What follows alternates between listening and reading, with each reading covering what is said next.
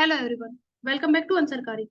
Last lesson में हमने discuss किया था कि किस प्रकार अवधी भाषा 14वीं-15वीं शताब्दी में काव्य भाषा के रूप में विकसित हुई तथा सूफी काव्य धारा के बाद राम भक्ति काव्य धारा का निर्माण हुआ। 15वीं शताब्दी में विशिष्ट द्वैतावादी दर्शन आचार्य रामानुज के शिष्य रामानंद ने रामावत संप्रदाय के प्रवर्तक थे। उनके विचार इतने गहरे और इतने प्रभावशाली थे जिनका प्रभाव उत्तर भारत तक पड़ा और राम भक्ति काव्य धारा की एक नई काव्य धारा निर्मित हो गई, जिसमें कबीर जैसे निर्गुण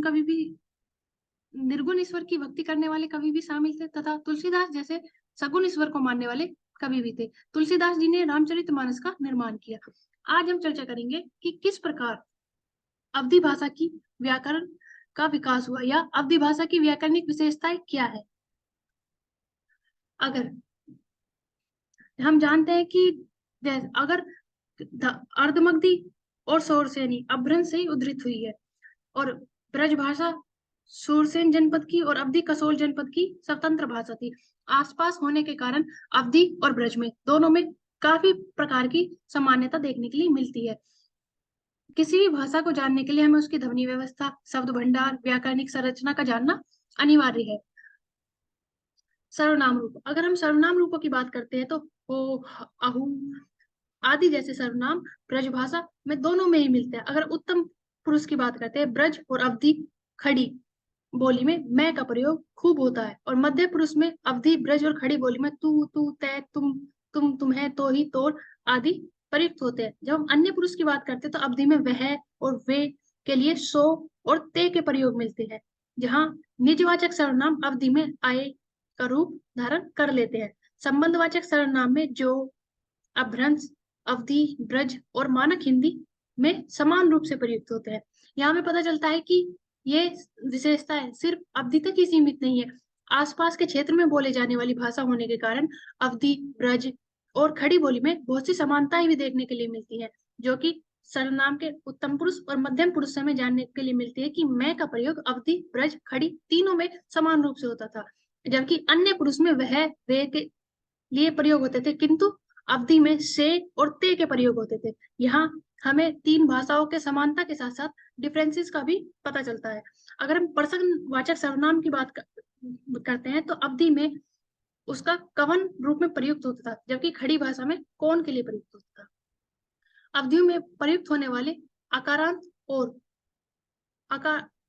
उकारांत तद्भव शब्दों की एक विशेषता यह भी है कि वे प्राय कर्ता और कर्म के एक वचन रूपों में उ कार में परिवर्तित हो जाते हैं, जैसे रमु, पितु, मातु, भगवानु, प्राणामु आदि।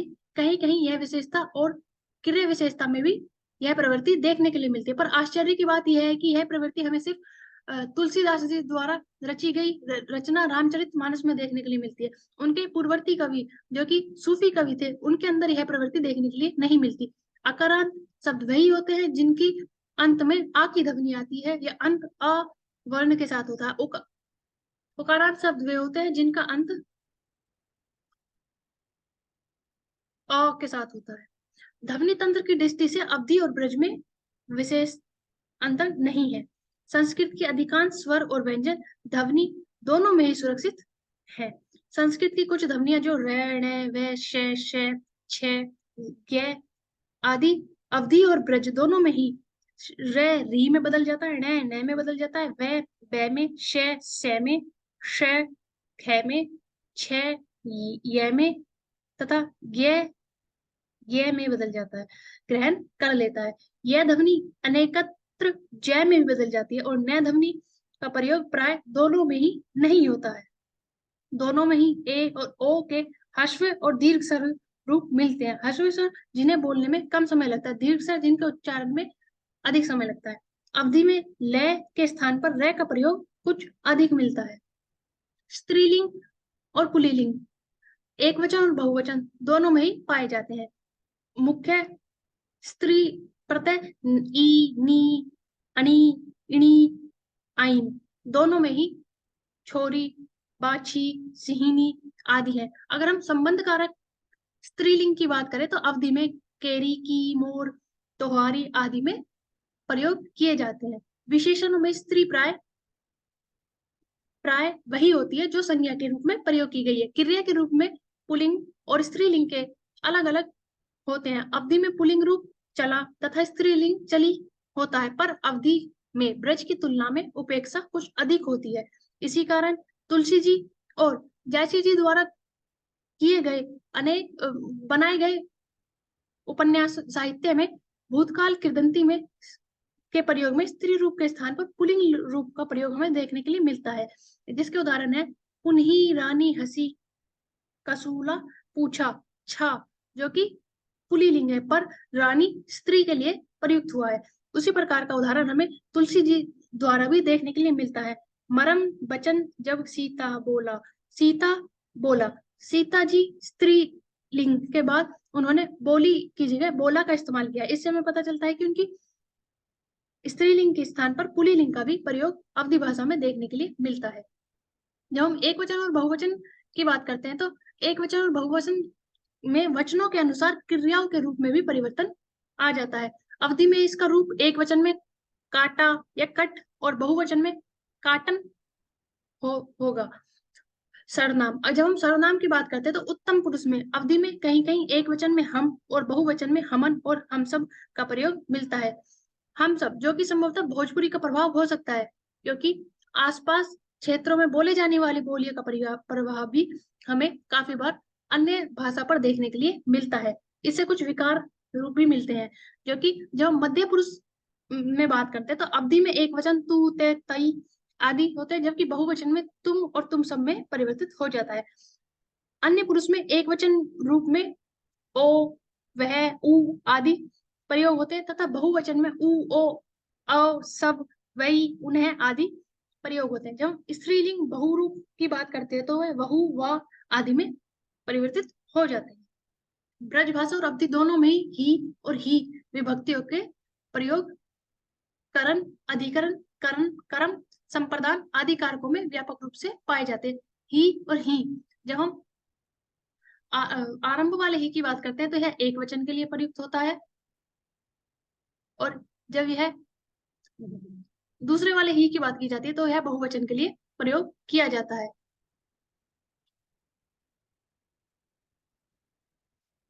कारक, कारकों में जैसे राजा गर्भी बोले नाही, जायसी द्वारा प्रयुक्त की गई ही विभक्ति का प्रयोग। इसी प्रकार हमें तुलसी द्वारा भी प्रयुक्त किए जाते हैं। अपर, सुतही, अरि, मर्दन, नामा, सुतही विभक्ति का प्रयोग देखने के लिए मिलता है। ही और ही विभक्ति का रूपांतरण ई और ए में होता है। ब्रज भाषा में और अवधि दोनों में इसके उदाहरण मिलते हैं। अवधि में ए विभक्ति पर आए ए का रूप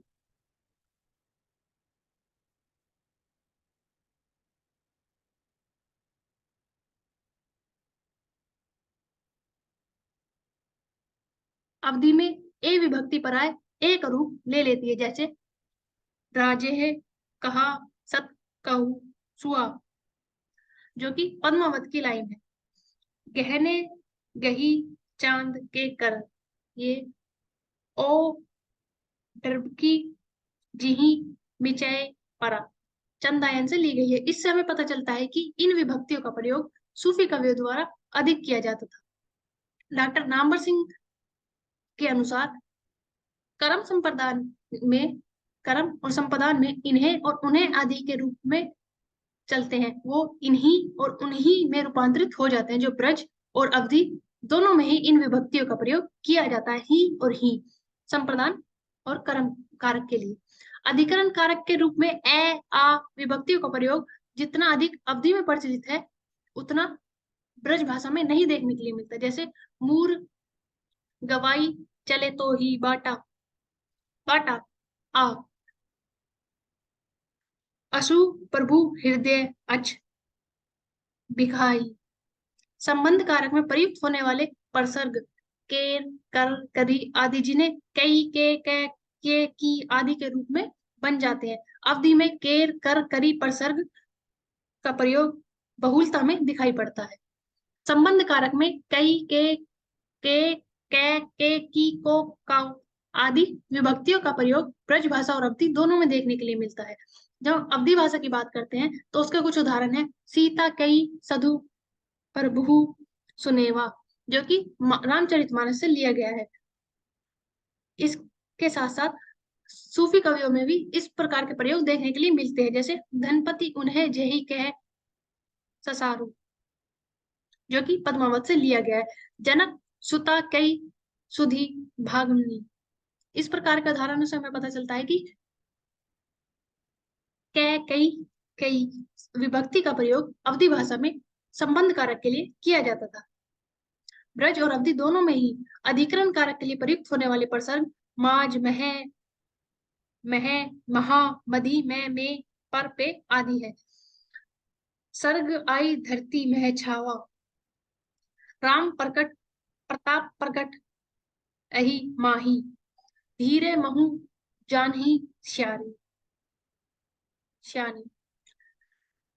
कारक करण कारक में के प्रसर्गों के रूप में अवधि और ब्रज भाषा दोनों में ही सो, सन, से, ते, ता आदि का प्रयोग होता है। जैसे पूछे सखी सो ठाट देखो, साधु ते होई ना काज हानि। सो और सन का प्रयोग अवधि में अधिक देखने के लिए मिलता है। जब हम अवधि भाषा के विकास सूफी काव्य धारा और राम भक्ति काव्य धारा के रूप में करते हैं, तो हमें देखने के लिए मिलता है कि एक वचन और बहुवचन बनाने के लिए इसमें न और नी तथा नह प्रसर्गों का प्रयोग किया जाता है। न, नी, नह यह प्रसर्ग अभ्रंश से लिए गए हैं, क्योंकि हम इस विषय पर पहले चर्चा कर चुके हैं कि अभ्रंश भाषा में नह प्रसर्ग एक वचन और बहुवचन के लिए प्रयुक्त होता था, पर उसके कोई पर्याप्त उदाहरण न होने के कारण यह पूर्ण रूप से कहना संभव नहीं है। अवधि भाषा सूफी कवियों में अभ्रंश और फारसी की भाषा के शब्दों को प्रयुक्त करती थी, इसलिए कुछ रूप अवधि में अभ्रंश से लिया गया है। जो कि हम जानते हैं कि अर्धमगधी स्वर श्रेणी का उद्भव अभ्रंश से ही हुआ है। आमतौर पर कर्ता ही विभक्ति से सभी कारकों का काम लिया करते हैं। ही विभक्ति सभी कारकों में प्रयुक्त होती है। अगर हम प्रसर्गों की बात करते हैं तो संप्रदाय में कह, लागी, कर्म में कह, को, के, संबंध में का, के, कर, की, करुण और अपदान में सो, सोती, से, अधिकरण में मह, महा, में, पर। इसी प्रकार जब हम राम काव्य धारा में अवधि भाषा का विकास देखते हैं तो उसमें भी न, नह, निही प्रत्यय का प्रयोग हमें देखने के लिए मिलता है। जैसे मन, महागुरु, सन, जल, वे, ते, पुत्र के जैसे अनेक प्रयोग मिलते हैं जिसमें प्रसर्ग के पूर्व कोई विभक्ति नहीं लगती। यह अनिवार्य नहीं है कि प्रसर्गों का प्रयोग से पहले उसमें किसी विभक्ति का या प्रसर्गों का प्रयोग किया जाए।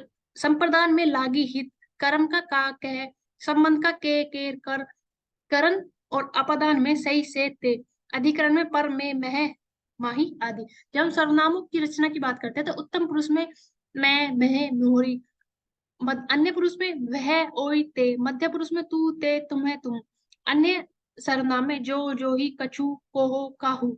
इसी प्रकार राम भक्ति काव्य धारा में उत्तम पुरुष में मो, मही, हम, अन्य पुरुष में सो, वह, ते, मध्य पुरुष में तू, तुम, तुम्हार, तुम्हार।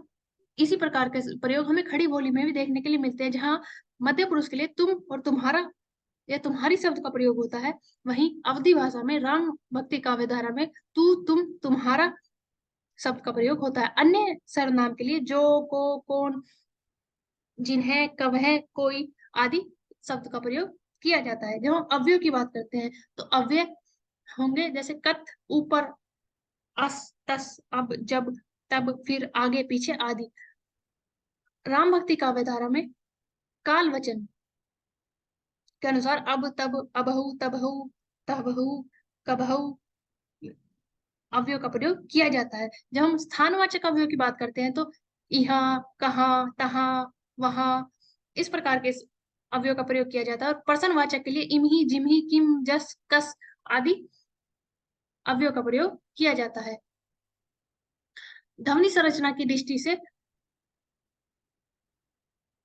सूफी काव्य धारा व और राम भक्ति काव्य धारा में काफी समानताएं, जैसे व में बदल जाता है, वर्षा, बरखा, री में, और शी में, श, ख में, स्वर विभक्ति में, प्रकार में, सतीपूर्व दीर्घकरण में, चित में, ख से के उच्चारण में कोई अंतर नहीं रहता। कभी कभी यही नहीं पता चलता कि श के स्थान पर ख का प्रयोग हो रहा है से का, या उच्चारण में किस ध्वनि की अधिकता होगी। उकारांत, अकारांत, एकारांत पुलिंग है, पुलिंग लिंग है जिनका प्रयोग किया जाता है। इसके अलावा इकारांत स्त्रीलिंग संज्ञाओं का प्रयोग भी यहाँ देखने के लिए मिलता है।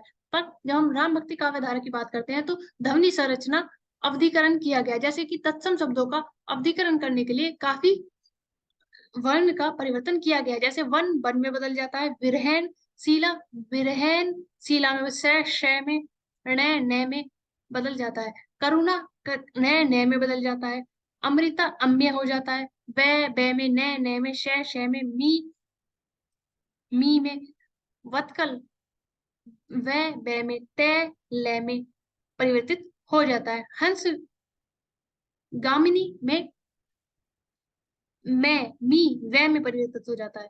इसी प्रकार जब हम क्रिया की संरचना की बात करते हैं तो तय रूप वाली क्रियाएं प्रयोग की जाती है, जैसे उठत, चलत, फिरत।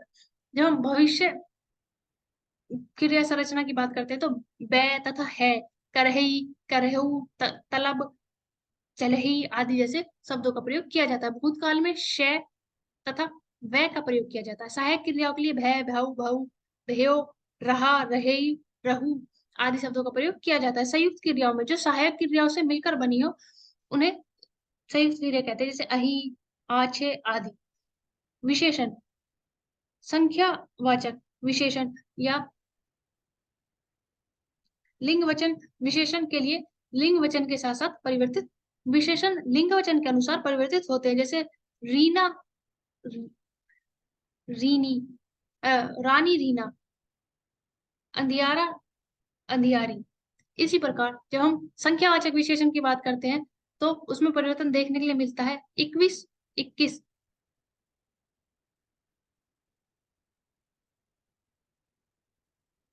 22, 22। राम भक्ति काव्य धारा में क्रिया व्यवस्था वर्तमान में तय में प्रयुक्त होती है, जैसे करत। भूतकाल में कै और ए के लिए, भविष्य में बै है के लिए, कब है, जाहे। सहायक क्रिया के लिए ओहो, भयो, भावे आदि प्रयुक्त होते हैं, तथा क्रियाओं में वह का प्रयोग होता है।